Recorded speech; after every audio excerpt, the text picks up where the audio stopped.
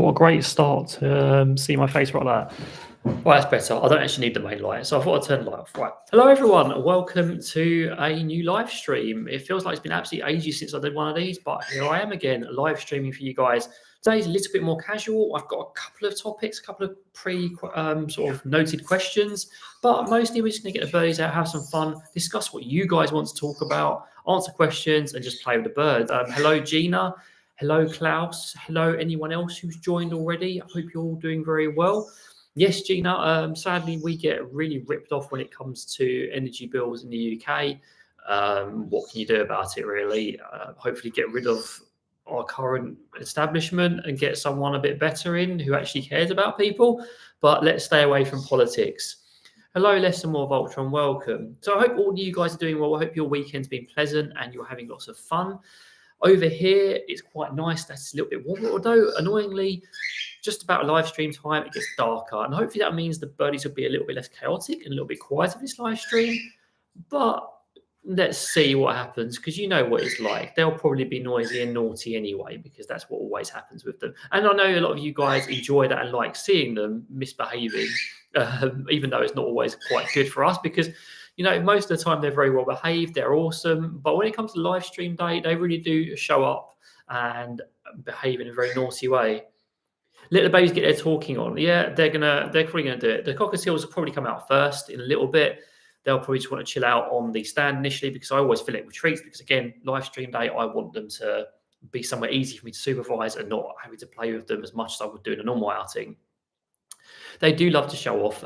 Louis especially, he loves to scream during every outing, during a live stream. But, you know, that's what he's like. So, yeah, let's start off with a topic, because I always find it's a bit quiet at the start of the live stream, and then it sort of gets a lot busier later on when people file in and we have discussions. Hello, Heather. Hello, everyone else who's filed in if I've missed you. So, yeah, start off with a topic. If you have any questions you want to, or topics you want to discuss, pop them in the chat. Be happy to sort of answer any questions or discuss any topics that you guys may want to discuss. It's always fun.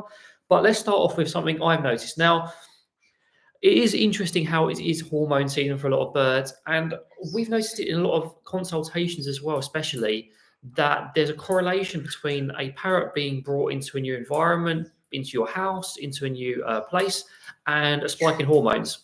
And if you think about it, that's not that unusual to see when you bring a parrot into a new environment. Everything's changed, everything's new, everything's different. They're very unsettled, they're very unsure what's going on, and that can lead to, I don't like to sort of use heightened emotions as well, but it is a heightened state, a heightened overstimulated state of emotions, and that can trigger hormones as well. So your bird gets hormonal, and people are like, oh my goodness, I didn't realize I was getting a hormonal bird.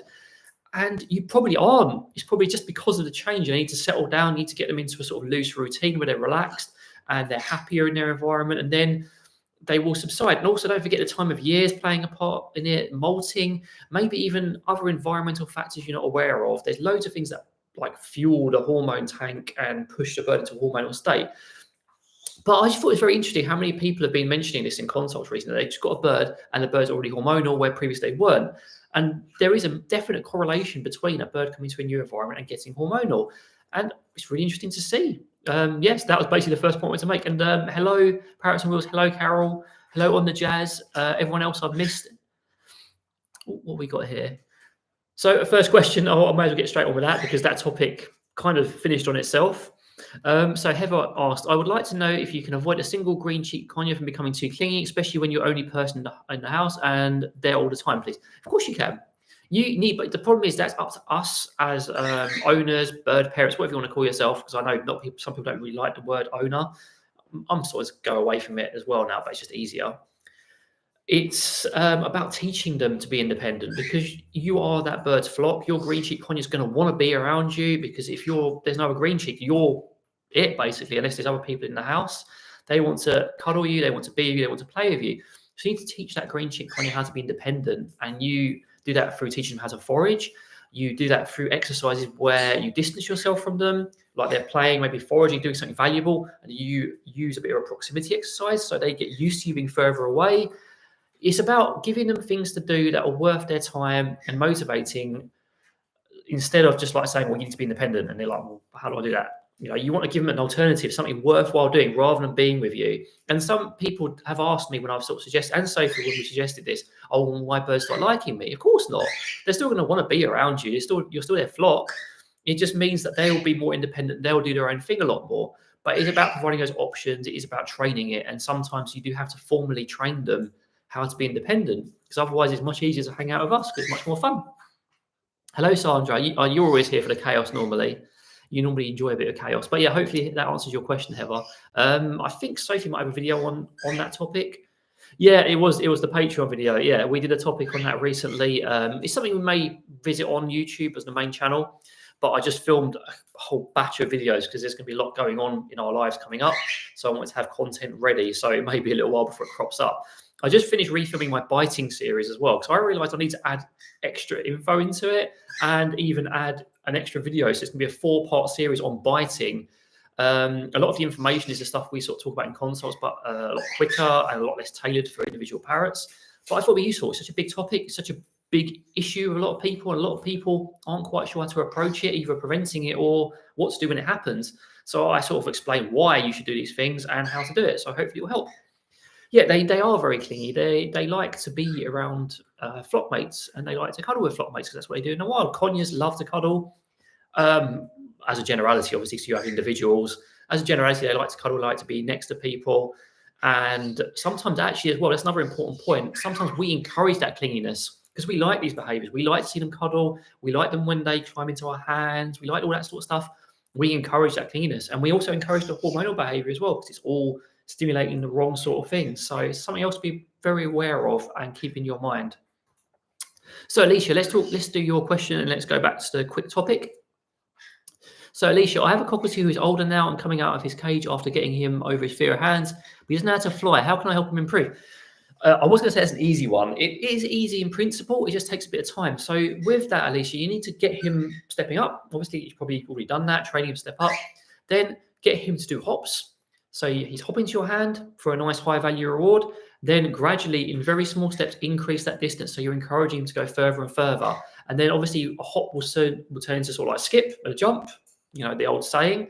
And then he'll start flapping his wings a little bit to get a lift, and gradually he'll get used to going further and further. And as long as you've got a high value reinforcer and you're taking it at the right pace, then he will eventually start recalling to you and flying. And that's the best way to do it. So you can gauge it to make sure that it goes at his pace, and you can also supervise it and make sure that you're using the best reinforcer. And also it just builds up those muscles so it won't cause any accidents where he's like, you're asking him to fly from a long distance, he's going to hurt himself. That's the best way to do it. So I'm going to read Whittle Indian's girl, then I'll do the next topic. So I've noticed the difference in my birds biting. I can tell when she's actually angry and when she's just, hey, leave me alone, I'm fine. It's like she's trying not to hurt me, just let me know, to leave her alone. She's been flying to me. When I move to her, she's letting me know she's fine on my shoulder. So that's something else that's really interesting about cockatiels. Cockatiels do bite sometimes. They will bite hard. But there's a very big difference between when a cockatiel's telling someone off, saying, I don't really want this, and when they're biting. Our cockatiels will beak me, and that's sort of like this sort of like, I haven't even thought of a name for it. We call it crazy beak. And they sort of like... just like almost tap you, and they're just basically saying, I don't want this. They're not trying to bite you, they're not trying to hurt you, they're just basically whinging at you, saying, I'm happy here, and protesting. Whereas there's a very big difference between that and actually clamping down and biting, which our cockatiels just never do, which is really nice because, you know, it's nice to have them so well bonded to us. So yeah, that is something interesting. And your cockatiel may be just literally just saying, no, thank you. And they do it to each other as well. You notice them sort of like making this high shrill shriek almost, and then sort of like bonking things, and they're just saying, back off, basically. And that's a precursor behavior to biting, and it's something that you should not ignore. You should be like, okay, you said no, I'll come back to you later, or I will offer you something worth doing, you know, or offer you a high value treat, so you will step up. It's really worth doing. Oh dear, parrots and wills, no happy. Ours really get this pleased when I don't get their outings as well, because they're very used to their outings. They like being out a lot. So yeah, I'm sure they'll forgive you a few nice treats and lots of fun things. Our birds are forgiving. They will forgive us. Those occasional days where work gets in the way or visitors, just have to sort of butter them up a little bit with a bit of extra. Right, so the next topic I want to talk about is what the flock are up to, because a couple of people have been asking, yeah, Charlie, what's been going on. We'll start with Charlie, actually. So Charlie has his special day. He's actually 5 now, just turned 5. He is a very spirited man today. He's been flying around. He's been doing training. The very first thing I did when we got him out is I trained with him today. And straight after that, he wanted more training from Sophie, which we gave him. We gave him extra treats because it is his special day. Well, Olive was just sat there sort of thinking, oh, is it tomorrow? I thought it was today. Sorry, I thought it was today. There we go. He's being extra treats anyway from me. So that's a very dad thing to do, really, isn't it? Just get the days mixed up. Sorry, Charlie. Sorry, Iris, if you're out there as well. So yeah, it's because I thought it was a special day. He was getting extra treats. He was enjoying that. And Olive was just sat there waiting. So eventually, Sophie started doing other training with Charlie, while Olive sat on the arm of my chair. We had a bit of cuddles, and she wanted some petty pets around her head, which is very cute. She sort of does this thing where she puts her claw on her head whenever she wants to be petted. So I gave her a nice bit of scritches, and she enjoyed that.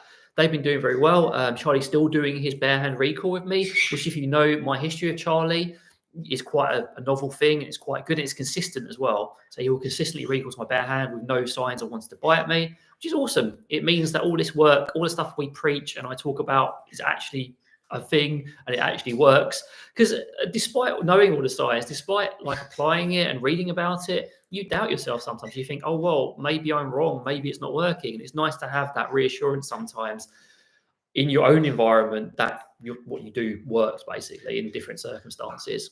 So what else about them too?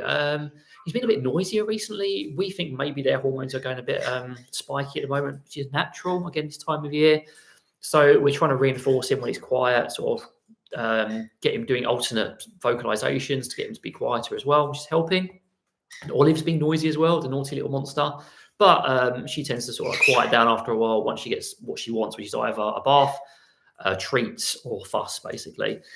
So then on to Louis and Kipling. So me, Louis and Kipling still have a bit of distance because of what happened a while back, which wasn't very pleasant. And also to make life easier on Sophie, because we have so much going on right now, there's just like constant work, which is great. We need the constant work. Honestly, we need the money from the constant work. And there's loads of other stuff. And obviously we're trying to keep up with YouTube, make sure that we're doing everything we need to do for ourselves, and everything is blah, blah, blah, blah. Our personal lives, I won't bore you with any of that. So Sophie's mostly been handling their outings, and generally Kipling's been quite good with her. He's been vocalizing a lot. I obviously do my training through the bars with him, and I try to be a present in at least one outing. Louis, as usual, is fine with me. He likes to fly to me. He likes to train to me. He likes his treats. He's generally a very cheeky little man and just loves attention and fuss until he decides he has a wash. Then he's like, no, I don't want any fuss or attention. I just want to sit there. Although Sophie's been working on that, because Louis historically doesn't want to go back in the cage after he gets any sort of treat. Sorry, after he has a wash, even for treats. So Sophie's been doing this sort of training with him, just going in, going out, going in, going out, and now he goes in much quicker. So it just proves, again, this stuff works. Kipling's been singing an awful lot, which is kind of cute, and he does love his petty pets through the bars, which is also awesome to see. I think it'll be time to push the boundaries a little bit with him and me again, because we got to a really good place before a lot of stuff happened, and I want to get there again so we can have lots of fun. Luma, thank you very much. Much appreciated. How can I like this list like that? Thank you very much.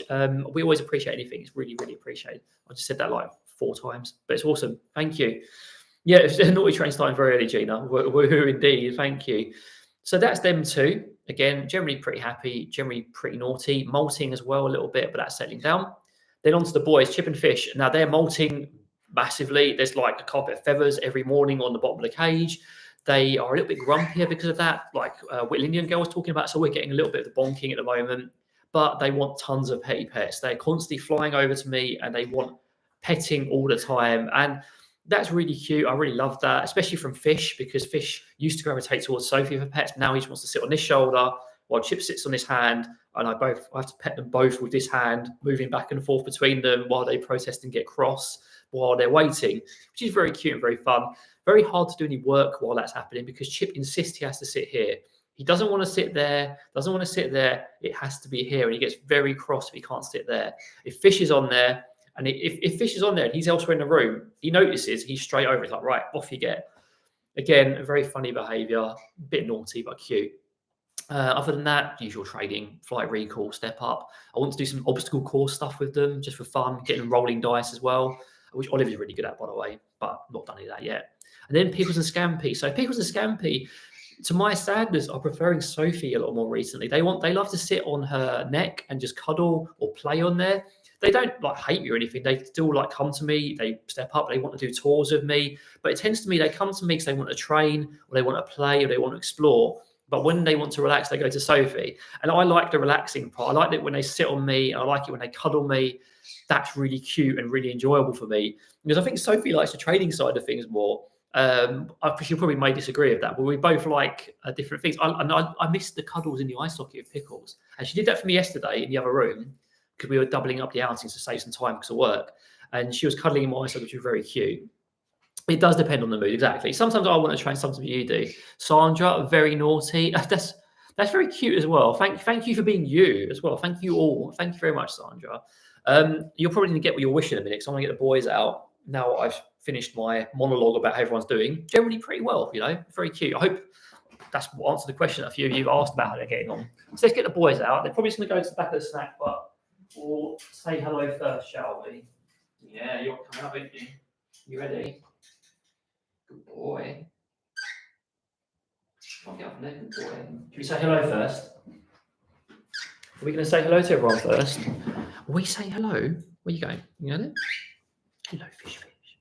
Yeah, as suspected. Is he going to go straight for those bowls? Yes. Okay, we'll wait for them to fill up a little bit because that's probably what they want to do, and they'll probably come to me in their own time. If not, we'll do some training. Yeah, they do look a bit dishevelled, don't they, due to that molt. Lots of feathers falling out everywhere. I love the birds which I had. I've got this secret, it's not even secret, is it? I just like cockatiels the most. I think they're such charming little creatures, so full of personality. Love conures, love other species, but cockatiels are definitely my favourite parrot. So underrated, so full of personality, so cheeky and naughty. Just absolutely awesome. So now I've finished my topics. All I've got is my questions left. Let's see how we're doing with the chat. I think I've basically caught up with it.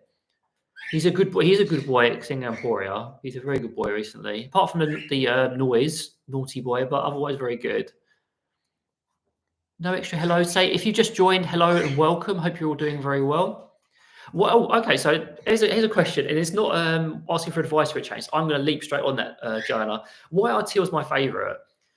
Purely because I have an immense amount of experience with them, and because they're just such characters. Like they're so expressive with their crest, the way they move, the way they sing, the way they act, just the way they walk even. That almost sounds like song lyrics, really, doesn't it? Just I like the way I like everything about them, really. Actually, the only thing I'm trying to think of something I don't like about them that annoys me. The dust, I guess, annoys me a little bit, but generally they're just cool birds and so underrated, and they're so intelligent. They're so underrated for their intelligence. And as you know, there was a little drama a while back on social media about someone calling them stupid, and I was just like, how can you say that? These guys pick up things so quickly. It's about teaching it in the right way to them, because you can't train these guys the same way you train a macaw. Yes, the fundamental principles are the same, like, for example, targeting is targeting, but you have to adapt the way you do it a little bit. You have to maybe approach them a little bit more cautiously, introduce them to it a little bit more, set the environment right. These are all training fundamentals. So yeah, just because they're smart, they're cheeky, their vocalizations are cute to me. I like their faces. I love the cheek patches, and even the ones that don't have that, I like them. Just really cool. So, Alicia, would I get any more? Probably not, purely due to the overload of conures. And I think if we were to somehow get more birds, say, for example, we couldn't do our rescue idea. We never got to have a rescue, and we got into a bigger place. The next thing on the list would be budgies, because I really like them as well. So we'll probably get a couple of them. They are cute when they protest, these two. I try not to make them protest too much because I want them to be as happy as possible. But yeah, they are funny when they're telling me off because Chip wants to stay on here, and I said, Chip, you have to get on my shoulders. I need to do some work. And he's like, no, I'm not doing it in his own little way. So what other questions do we have here? Oh, Alicia's got another question. My cockatiel won't eat her chop in a bowl, but will eat it on her wooden table. Should I allow her to eat on a table? If she's happy eating on a table and that's accessible to her constantly, why not? You can encourage her to eat it in the bowl, but as long as she's eating it and on a regular basis, I don't really see any harm with it. Charlie in his previous house would like to eat his vegetables on a little, black platter, and that was completely fine. Here, he will eat his vegetables in his bowl, and sometimes he'll throw them out on the floor and then go and get them again, especially with pepper. But yeah, as long as they're eating them, it's completely fine. You can keep offering it in the bowl just in case, but it's entirely up to you. Yes, Sophie, the night frights, that's something we do not like about cockatiels. Night frights aren't fun. Not all cockatiels have them, but when you do have a night fright, it's scary for you. It's terrifying for them, and they can hurt themselves. Even if you take all the precautions for your cockatiel, there's still a risk they could injure themselves, and often they do in a minor way. Luckily, in a minor way. We have never had a major injury from a night fright, thank goodness, mostly due to the precautions we take. But Chip has bashed his wing a few times, some feathers have come out.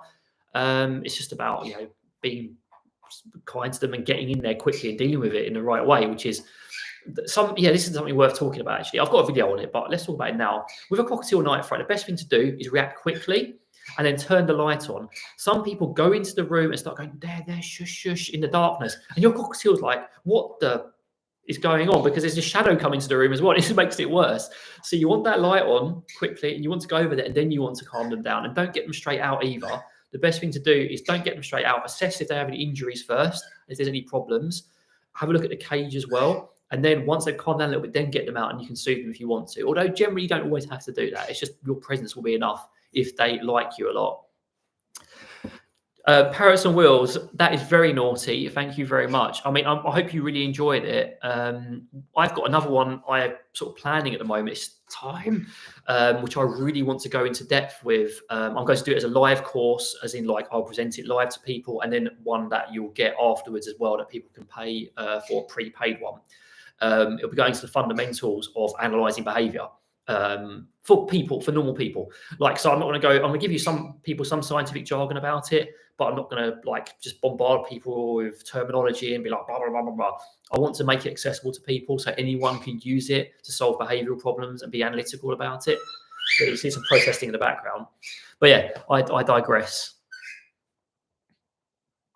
So what have we got here? So I always go quiet when I'm reading, because Sophie's in the other room, so she can't just call out questions to me like I sometimes do for her. What have we got? Hello, everyone who's joined, by the way, as well. Hello, it's really great. I like it as well, Gina. That little mohawk is awesome. That whole branch of species, all of them, the crests are really cool. They are not stupid, definitely. They're so smart. Oh, okay. So that's a good question, Joanna. One question came to mind about night frights. How can one make sure a night light that's is not flickering to a bird's eyes? And that will be filming it in slow motion. So you get your mobile, you film it in slow motion, and if it's flickering visibly and very pronouncedly, it's not really a word, then you will know it's probably flickering. If it's just very mildly, it's probably fine, especially at distance. But yeah. My cockatiel has many night frights tonight with Indian girl, but she has designated a sleep corner. She just stays there. Yeah, some cockatiels will gravitate towards a corner, and also it's how you outfit the cage can influence that as well. So it's good to give them lots of options so they can pick. And again, thank you again, Julia. Moustache parakeet, Annie, we love them. I'm not sure we'd ever get one because just the amount of conures in the house, but they are really adorable. So I do all the cleaning and feeding, but as soon as they hear my sister scream the house down, they have preferences as well. Even sometimes it's the novelty of another person. When we do all the good stuff, the essential stuff, they're like, whatever. Just a novelty person comes in, they're like, yeah, they can treat me, they can do whatever they want. Yep, Sophie covered that as well. So Yosef, I'm sorry if I've pronounced it. I got my cockatiel, and now I left him out of his cage in a closed room, of course. It doesn't really matter if he's quiet, really, because sometimes it takes a bit of time to encourage them to talk if they're male. Excuse me. Okay.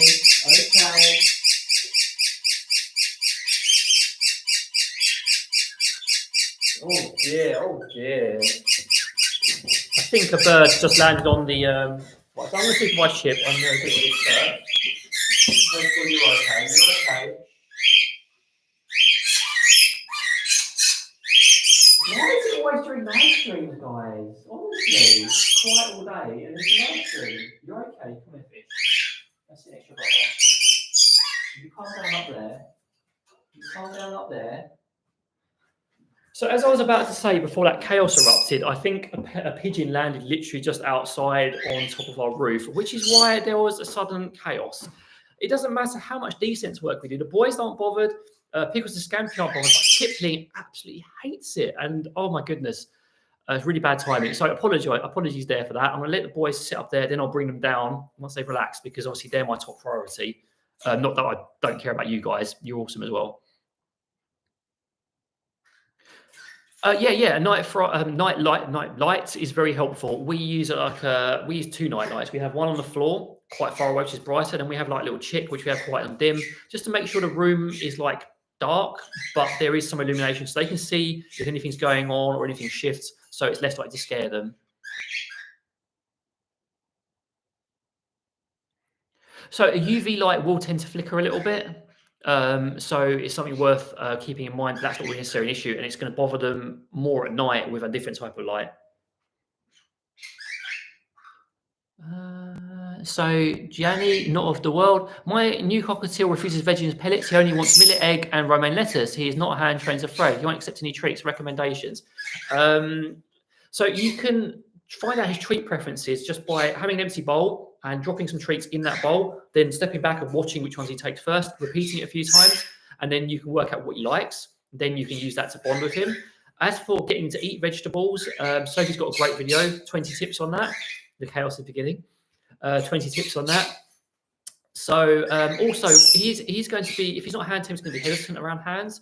So generally, we recommend either using the bowl technique of just walking off, or using extreme distance. So you have your hand stretched out and you just sit there for 10 minutes with your hand held out, and then hopefully you'll take it. And if you keep on doing it, he keeps on getting used to it, he will likely take it eventually.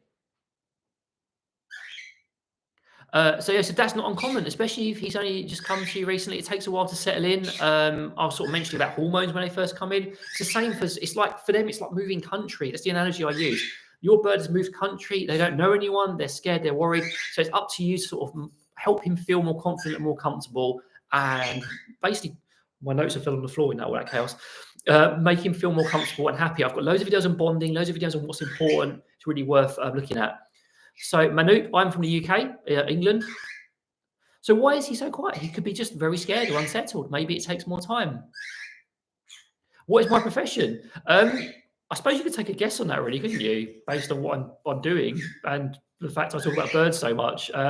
Yeah, so if you can answer that. Do you want to answer what is your profession? And it's not Spartan, I'm afraid to say. I'm not a Spartan. Come on then, boys. You relax now. Come here. I know. What a naughty boy for screaming during your outing. I know. Poor little men. You need to chill out now. You just want to sting your brother, don't you? Oh, so I'm just catching up with the chat. So yeah, basically it was a pigeon landing on the top and then being kicked off, which spooked these guys while they were snacking. Yeah, it would happen during a live stream, but this is the stuff that happens occasionally, even with all the descents work. Yeah, seagulls. We have them very occasionally, and obviously these guys aren't used to it, so that does cause trouble.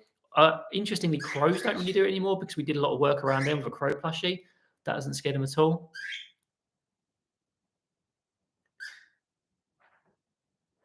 So, Heather, essential list of purchase requirements. I swear I did a video like that ages ago. I would link it now, but there's lots of stuff going on.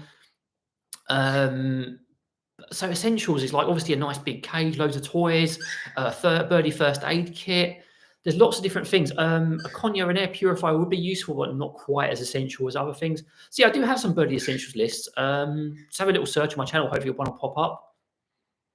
It's not a good kind of chaos. No, I don't like them scared. I want them happy.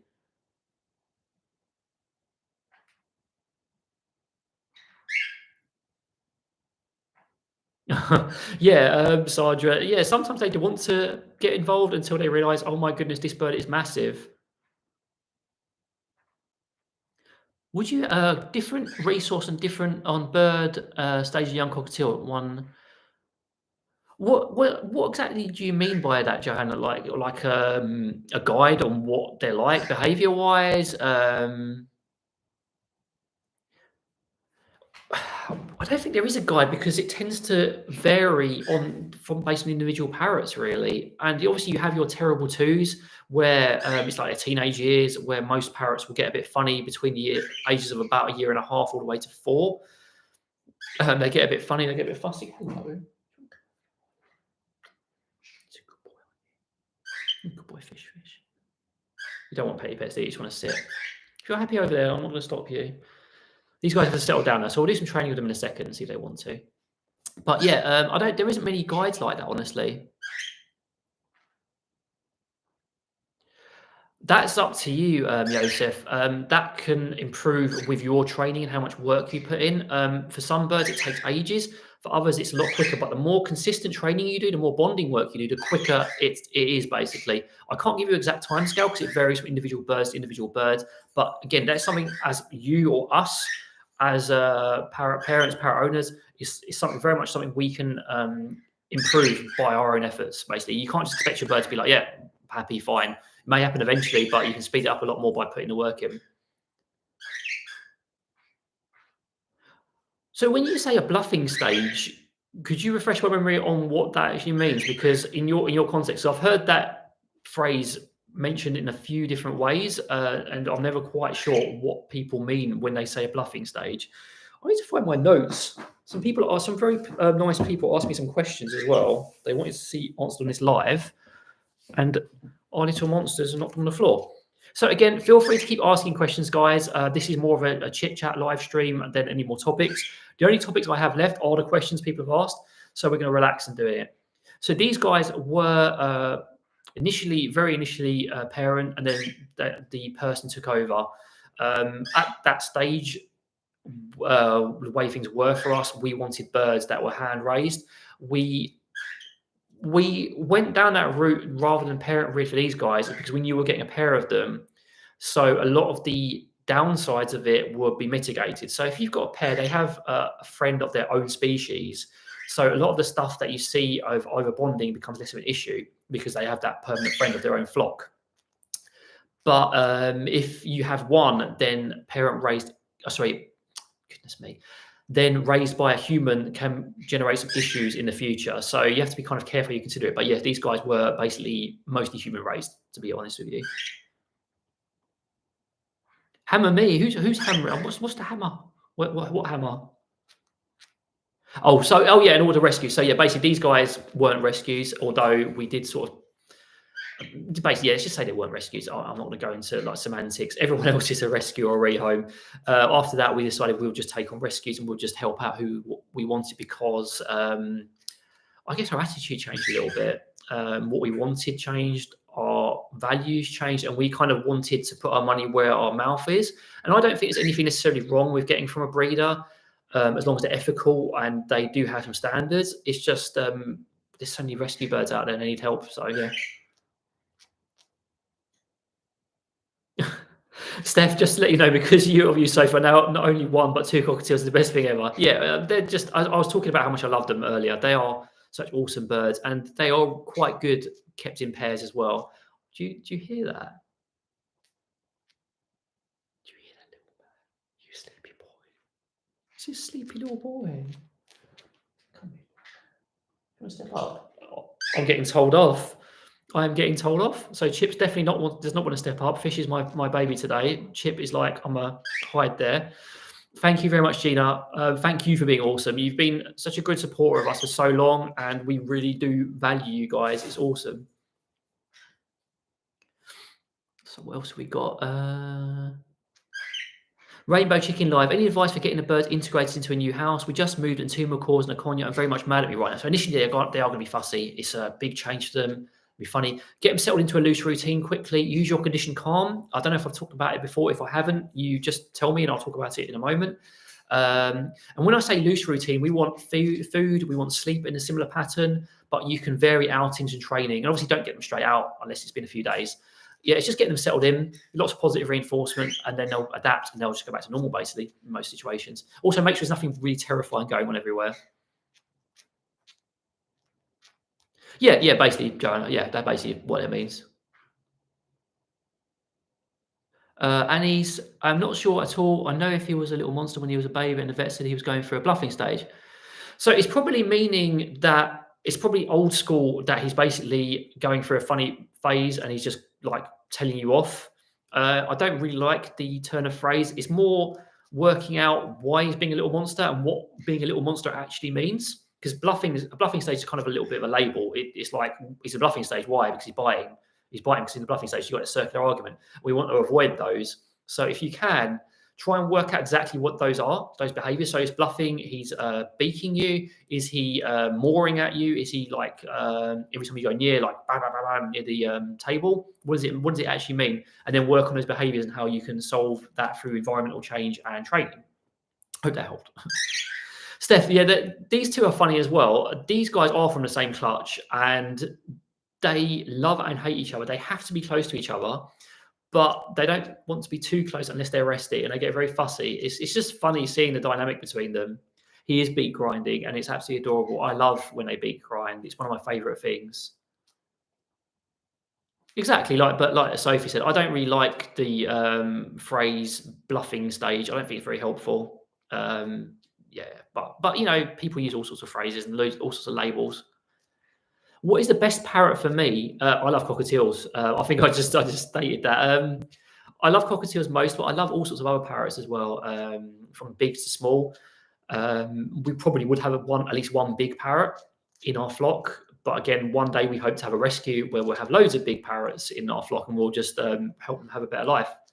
Barry, I couldn't agree more. I love cockatiels too. It is cute, isn't it, Sandra? I mean, this man tends to love sitting there, relaxing, beat grinding, and getting his petty pets occasionally. The other one, who is acting up today, would normally be on this hand and demanding pets from me for like continuously. I think it's probably because of what happened with Kipling screaming.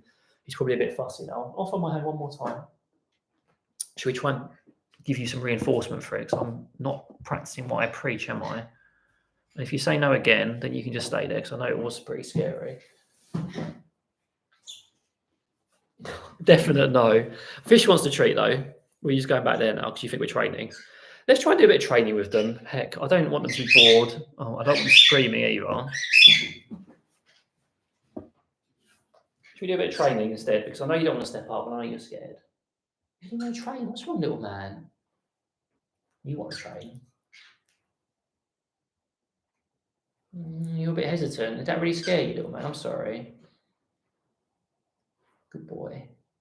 What I'm probably going to do is I'm going to leave them on the back here for another 5 minutes in a minute after this, and I'm just going to pop them back in because Chip is clearly a little bit tired and a little bit grizzly. He doesn't want to train at all, whereas his brother is very excitable, aren't you?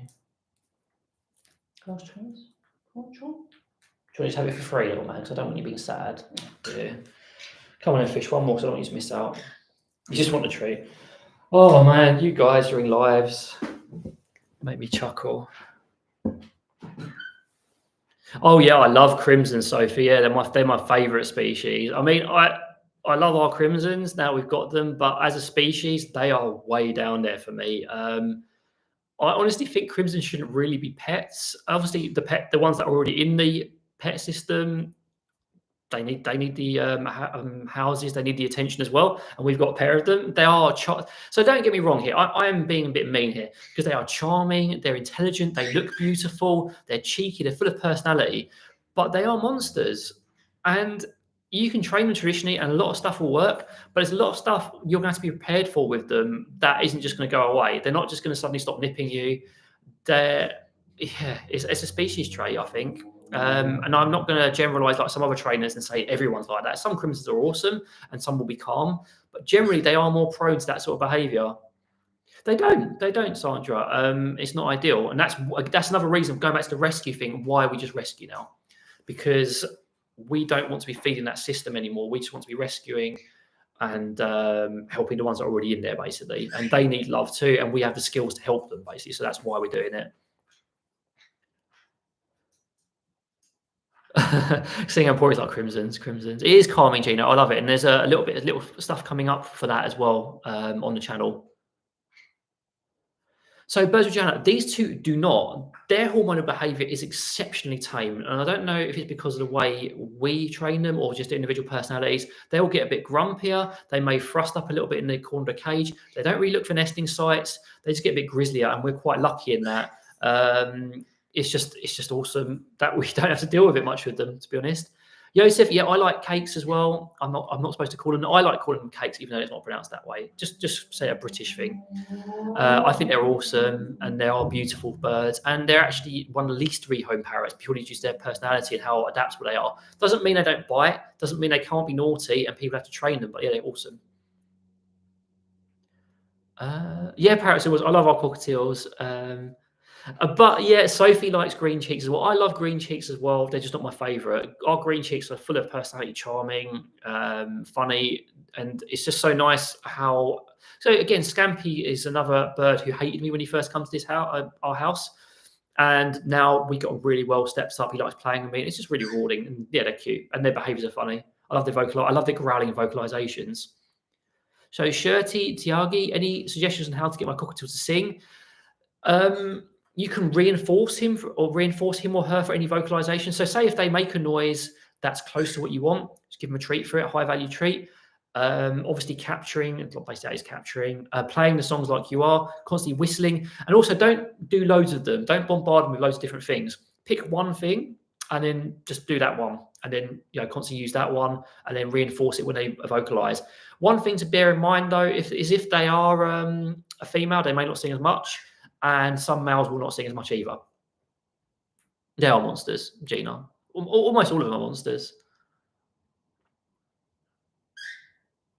So, Birds of Channel, do you happen to have videos on stories in the house? Yes, I actually do have a video about it, going back in the cage, and it's I kind of need to update it honestly, because I've learned some very easy techniques for people, which we share on consults a lot. So there is one on my channel. Feel free to watch it. It's just how to get your cockatiel back in the cage. But I will do an updated one. Oh, good, it's not another video to film. I need to write it down so I don't forget, because there is a really useful tool for that. Right, I'm going to pop these little guys out and get back in and get the crimsons out, because Chip still definitely is a bit tight. Oh, I know you're Grizzle. Come on. You have to step up now. You have to get back in. You chill out. You have a little relax. I know you're tired after that. It's almost like you're tired as well after that screaming. And we'll get you two out.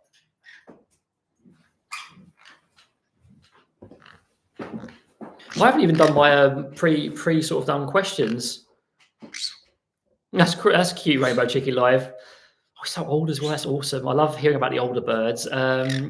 Just wants to hang out and chat. Maybe my voice is exciting for him. It's novel or interesting. Where do you want to go? What do you want? Do you want to forage? Oh, I know what you want. Hang on. How do I pick up this glass with you two monsters on me? So I have actual juice they can drink today. I've made sure I made juice they can drink. So they always complain that I have a juice they can't have and I don't let them have it. So today you can watch them have some fresh fruit juice. Oh, is that exciting? Oh, is that exciting? Is that nice? Is that tasty? Is that really tasty? Oh my goodness. Someone's not going to sleep tonight. Yeah, you like it, don't you? Do you want any more? You can have one more sip each.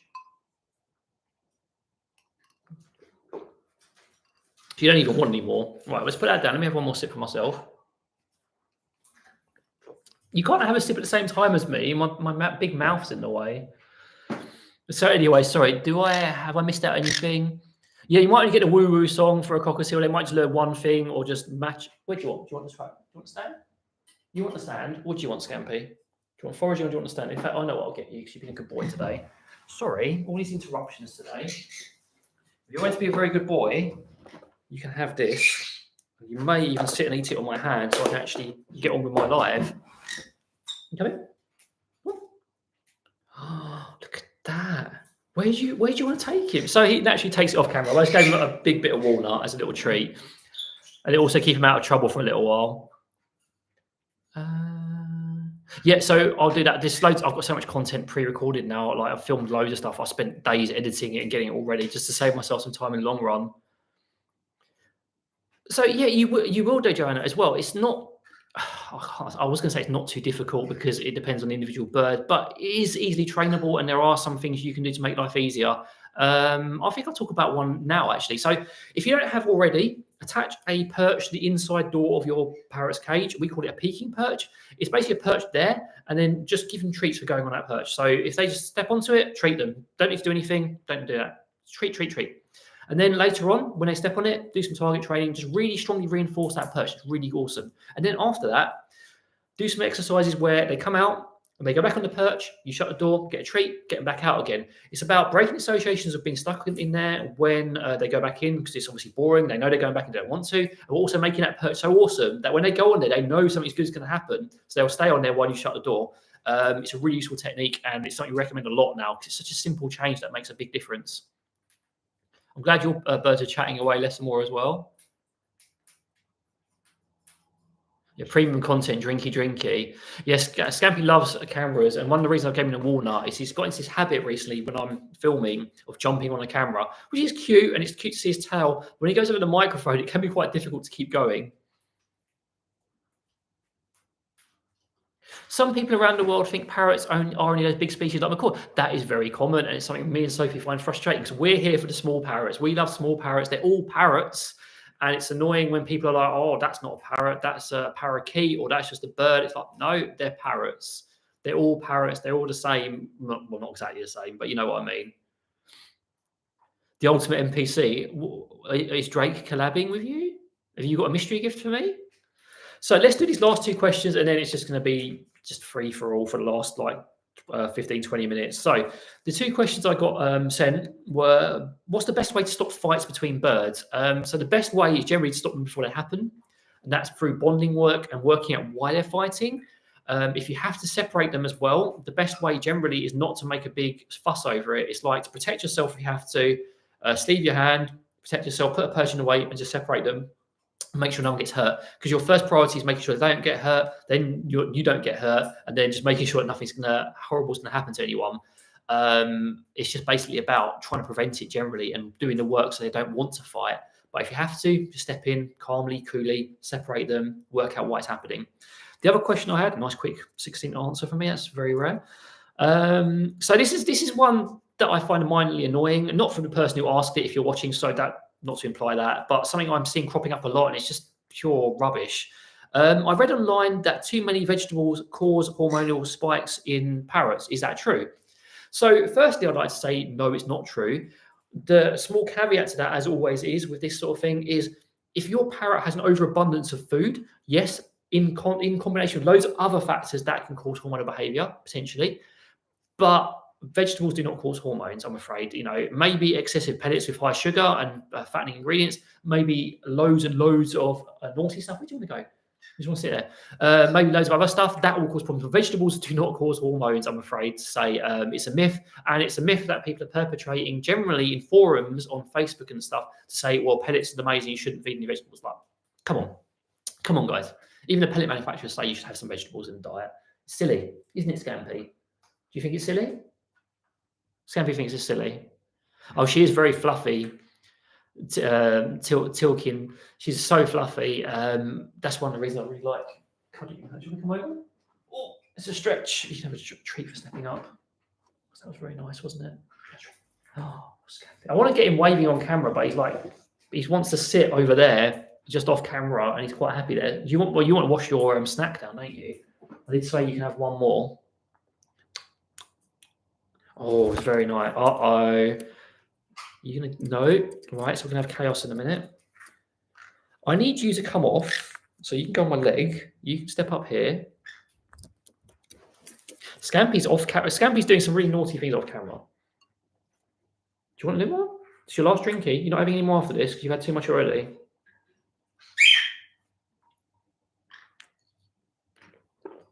I just saw a really good question from Tilkin, which I'm going to answer in a second.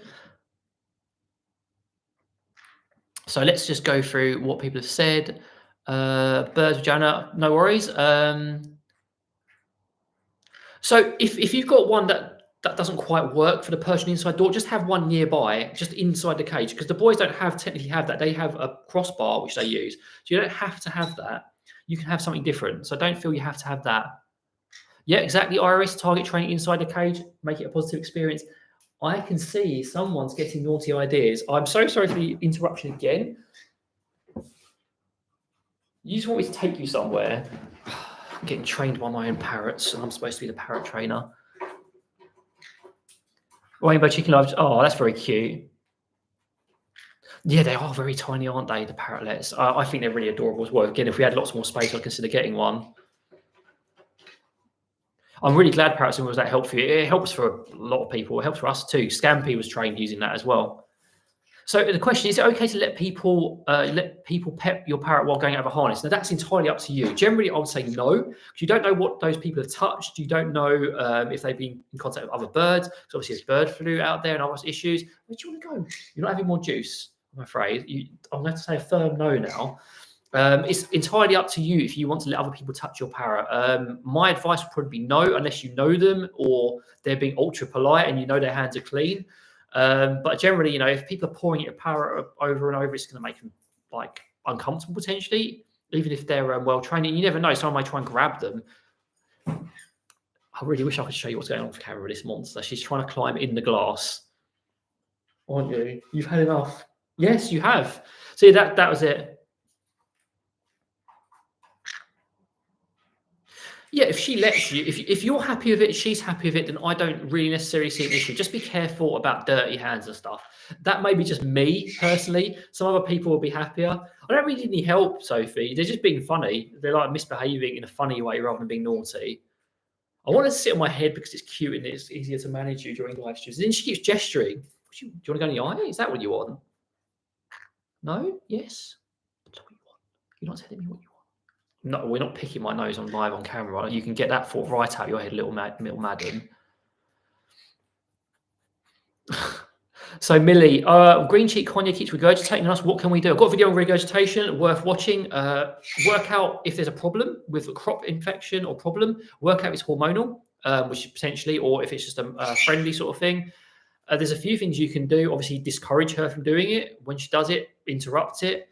Address the issue. Now you want to go on my head. It's got to be on her terms. She's the boss of this house. So where was I? So make sure there's nothing medical going on, first of all. That's really important because if it is medical, you need to get it addressed. If it's a minor crop thing, you can treat it with apple cider vinegar. Sophie's got a great video on her channel, Bird No Sophie, apple cider vinegar, how to use it. It's also a really good tonic for parrots. If it's hormonal, you need to address the hormones. If it's due to being overly friendly, you just need to interrupt it and redirect her to something else. That's about as concise as I can answer that because there's a lot of causes for it. And without a lot more information, I can't really pinpoint the exact thing there. Regurgitation is one of those issues that requires a little bit more digging sometimes. Level 5 on the chaos scale, definitely. And less and more Voltron, thank you very much. I do like those little emojis, they're very cute. How do I love that? Oh my goodness, YouTube. Yeah, I can report it. Yeah, I really want to report someone being nice to me. Goodness. I just said I have a video on regurgitation. I just said so, honestly. So Joseph, for how long does it take for cockatiels to get rid of fear? Again, it's down to how much training and effort you put in and their individual personality. The environment will have a massive impact on any creature. We learn via consequence. So if your cockatiel is not having the best consequences in this environment and fear is protecting it, it's going to stay fearful. If you give it better consequences, like you are fun, you are providing treats, you are establishing a nice, safe environment for it, then those consequences are going to get better and your cockatiel is going to be happier. It's really as simple as that, really. There you go. Sophie just answered Al's question very quickly for me, so I don't have to cover that. Yes, so basically, as Sophie said, it needs a bit bigger. Right, so I have now finished my very concise note sheet. It's been quite interesting. It's gone very quickly. Lots of questions, lots of interesting questions and comments as well today, so thank you. It's been a bit of chaos, but I'll be on for about 10, 15 minutes. Then we're going to wrap things up. I just basically want these guys to have a lot of extra time out. And while I'm filming, because they're filming, yeah, you know what I mean. Goodness.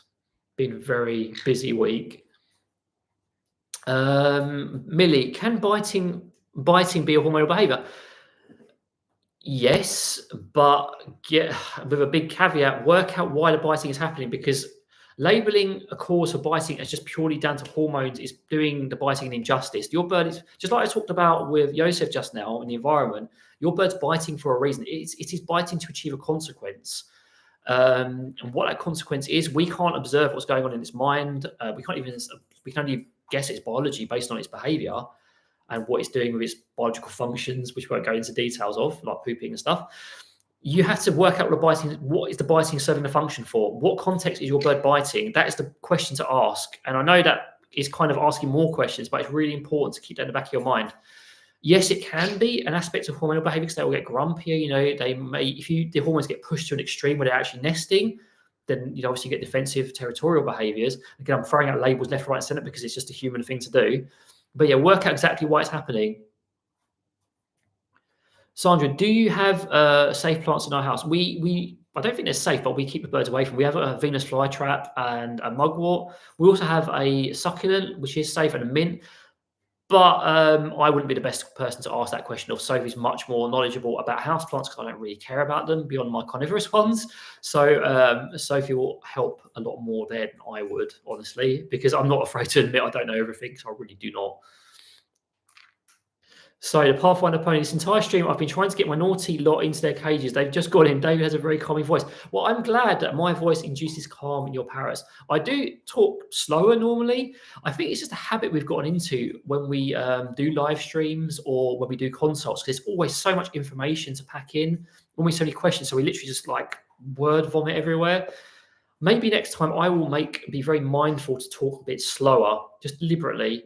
And maybe that'll be even more calming. So everyone's flocks will settle down, just like pickles up here. They'll start relaxing, start fluffing up, and then everyone will be happier. And just like Scampy is as well. He's enjoying his snacks. I do talk faster. I think it's a bad habit because when we had less birds, because we got limited space, filming was a lot easier. It had its challenges, but it was easier. Now we've got so many birds, filming's a real challenge. So when you have time to film, are you trying to cuddle me? Oh, little monster. What do you want from me? Do you want a drinky? You trying to cuddle me? You want to drink it? All right, you can have more juice. Shh, don't tell Sophie. Oh wait, she's watching. He just had loads of snacks, so he wants a drinky. So yeah, we end up talking faster on instinct because we have so much to get through, and we want to go down there for a second. You can have a little bit more because I know you aren't going to react in a funny way. Plus, you need it after a snack you just ate. Such a soft touch, honestly. The only reason they're getting so much, by the way, because I do practice what I preach, is because that is heavily diluted. It's got a lot of water. It's about 1/4 fresh fruit juice and 3/4 water, because that's how I like it. So I can get away with giving them a bit extra. If it was pure fruit juice, I'd let them have a bit, but not much. Oh, and just a little factoid for you guys. I know you guys love learning about the flock. These guys love pineapple. Our conures go crazy for pineapple, fresh squeezed pineapple juice. It is like for Olive, it is the ultimate reinforcer because she gets it so rarely. If she sees it, she wants it. She's like banging her bowl if these guys are out, and she wants it immediately. So they love pineapple juice. My energy does match the birds, and that's really important as well to remember. Your energy level, or our energy levels, can affect our birds' behaviour. I can get away with it with these guys and the cockatiels because they're so used to it and because they're well trained. If I was to do this with Charlie, because he's not so used to me, I wouldn't say Charlie's not well trained. He's very well trained, but because Charlie gets very overstimulated around me still, I wouldn't have the same result. You know, he'd probably be vocalizing quite a lot. So it does depend on the individual parrot. We can have a massive influence on how they behave. Owls, not really. I find them really annoying. Some people like to use them around. Generally, I wouldn't advise it. I know some cages come built in with it. It's up to you, really, honestly. It doesn't really cause too much harm, but it's just kind of annoying. And sometimes the food gets stuck in it and it gets all gross. And Klaus, oh my God, I'm so sorry. I was on a tangent. Thank you very much, Klaus. It's very much appreciated. And I loved it. We love our emojis as well, as you've probably seen on Discord. We're spamming emojis everywhere. So thank you very much. Much appreciated. So I am probably going to be on my last 10-minute stretch now. These guys are probably going to get fussy soon as well. So if you have any other questions you want to talk, ask me, any sort of topics you want to talk about. Do you want to, actually, why don't we do some training? I haven't done any training with you guys. Let's finish off with some training. How motivated are you feeling, Pickles P? You going to fly to me? Are you going to fly to me? Pickles P. What a good girl. What about you, Scampy, from over there? Scampy. Good boy. I don't often show you flight training. It tends to be just targeting because it's easier during these lives. So let's just do some flight training. Good girl. Nice responding to your name as well. Scampy. Good boy. Should we do a couple more? Let's get some more treats here. You ready? Pickles. Is that a bad angle? Good girl. It's not what you're used to, is it? I like you doing the sleep angles more. Scampy. Scampy's, I'm not afraid to admit, Scampy's a much better flyer than Pickles. He's just really good at flying. He does like the outside recall, which I really want to film. Mr. Teeny on Discord filmed and put it on YouTube. And Scampy's really good at it, but I don't get to film it because it's really odd angles. Scampy. You wait for Pickles to go first. You coming? I'm not showing his treat, it's hidden behind my hand until you come to me. Right, let's do one last one each. You get impatient. Just a little one. Good boy. Go back on there. Do babies.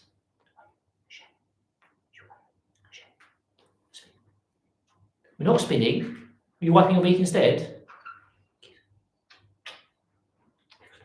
Pickles, pick. Are you scared? You want one more? One more in my hand.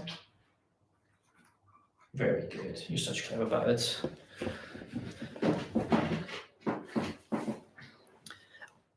I guess it is easy once your bird knows what to do. It's just about teaching them what to do. Once they know what to do, they are very responsive to training because it's all about having the right motivation. These guys are motivated because I'm using their favorite treats. I'm using sunflower seeds. And because it's alive and because I want them to have an extra motivation, I'm giving them whole sunflower seeds rather than halves, which we normally use for training to extend sessions. Because I'm only going to do a few reps during this live. So they're a lot more responsive to training because I'm using the right motivator. If you say, for example, Joseph, someone wants you to do some work. What's the best way to get you to do some work? Offer you some compensation. If I want these guys to do some work, I offer them compensation and they're more likely to do some work for me. Do you want to say hello? Pickles P. Hello. These guys know a lot more advanced stuff as well. It's just not always easy to show it during lives and on cameras as well. And and something I like to say is anyone can do this. It's not magic. It just takes a bit of learning, a bit of consistency, and a bit of training. You know, there are just these people that try and make it sound like it's magic, and it's really not. Most of it's science. It's behavioural science, and that is genuinely the best way to approach it. Yes, Millie, as Bird Nerd Sophie mentioned, we do have our business best behaved birds. So we do consultations. We have courses on there. We have some freebies on there. We want to add some more freebies, like free resources for people that people can pop on there. We have our blog on there. So yes, we do consults. We basically have them almost daily now. We used to sort of like try and cram them in a little bit to make it a bit easier on us to do all the other training and YouTube work we have to do. But yeah, we're getting a lot of business now, which is really nice. But I suppose it means the name's getting out there a little bit. We're getting sort of the reputation we want. I love Pickles. She's such a character. She is a bit of a human-loving bird, though. It took ages for us to bond her and Scampy, and it's really great. She's got a new companion because we want her to have companionship with her own species. But she much prefers humans generally because obviously her rescue experience was like that. You know, all of us learn from our experiences in life. Same with our birds. If we're used to something that's comfortable, that treats us well, that's what we gravitate towards. Have I missed anything? I don't think I missed anything. We're sort of trailing off on a chat little now. So last few minutes and then off we go. I like her eyes as well. There's one thing I love about conures. So I talked about a lot what I like about cockatiels. What do I love about conures? So I like their cheeky personalities. I love their growling. I love their eyes. I think they're really expressive and very cute. And I also like how sociable they are, because cockatiels sometimes want to just mind their own business and do their own thing. They don't always want to be around you, which is very good in some ways. These guys, they're very sociable. They're very much like, I want to be in your business all the time. And I know that's a generality, again, because individual birds will have different personalities. But yeah, I like that about them. They're very cool, especially green cheeks. And crimsons are even more so. They're like hyper interested in what you're doing, which is very cool. Mr. Teeny, welcome. I actually mentioned you earlier and your out of sight recall. We're going for a little bit longer, just maybe 3 minutes. I'll do it to 1 hour, 5 minute mark. I mentioned your outside recall on your YouTube channel, and I was just mentioning that Scampy's really good at it, but I never get to film it because the angles are so bad. So I really want to show how good he is at it. Parrots and wheels. I love training the flocks. Favorite part of having parrots. Yeah, training is really rewarding, and just seeing how it enriches their lives, how it fosters independence, and how it develops their relationship with us. Because some people say training is unnatural, and to that I say, well, what happens in the wild when these guys are in a flock? What are they doing to each other? They're learning from each other, learning from their parents, learning from flock mates. They're being taught things. The whole environment, the world is teaching us lessons every single day, all the time. And that's not even being corny or cheeky. That is a fact. We are learning constantly from our environment. And it's the same. And training is just a way of doing that in a more formal way, in a more structured way, to give your bird skills that it can apply to living in the human environment. Because these are essential skills to living in our environment here. We want them to thrive in our environment. We need to teach them how, because they're instinctually not evolved for it. So that's our job. And if we do that, then their life's going to be better, not worse. And the anti-training arguments always get on my nerves a little bit, because they kind of think it's all like the zoos and stuff of like 20 years ago. It really isn't. Modern training isn't like that anymore. What do you mean, Sandra, a video on outings? What do you mean by that? What sort of video on outings? Like their outings? A day in a life sort of thing? I think Sophie did one for Scampy. Where is he? Oh, he's just relaxing over there. So he's like sitting right behind my head. Oh, maybe that's a cue to finish. So Sandra, let me know, and then we'll finish off. Well, I may not be able to wait, but we'll see.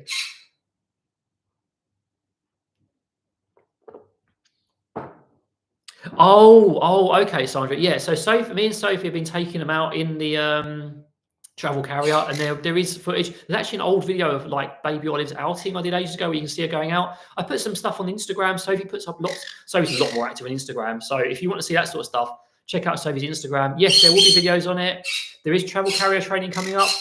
I think this is an ideal time to wrap things up. You did Frisco right at the end. Do you have a question? Do you want me to? I can stay on for another minute. Welcome to it. You basically missed training. You've missed scares. You've missed thrills. You've missed lots of me babbling about various training techniques. Lots of interesting things going on. Yeah, I mean, these guys, so travel carrier wise, the boys aren't fans, honestly. These two quite like it. Charlie and Olive really like it. And I can't remember what Kipling and Louis think of it. Why is it always this little heart blocks? Well, thank you very much, Frisco. It's really nice to hear that. I hope you're doing well as well. As you well know, as a fellow bird lover, we got to stick together. So yeah. I mean, not everything's perfect, but I'm working. Me and my partner Sophie are working really hard to just try and change the world for the better for parrots. Basically, we've kind of found our calling. We found where our knowledge fits in really well, and that's what we do these days. So anyway, I really do need to wrap it up because I have cooking duties and I have work and all the other fun things I have to do, even on a Sunday. So thank you very much for joining me today. It was really nice having all of you. We appreciate you just turning up. We appreciate the support. Thank you very much for the patrons who turned up. Thank you very much for those who did super thanks and stuff. Really, really grateful to all of you. If you want to explore more of my content, check out my channel, check out Instagram. If you need help with like individual issues, go to Best Behaved Birds. If you're going to think parrots, I may be doing another live before then. We'll see you there in person. But otherwise, from me, Pickles, and Mr. Noisy Scampy, we hope you all have a great one. Take care. See you later. That's my usual outro. Bye-bye.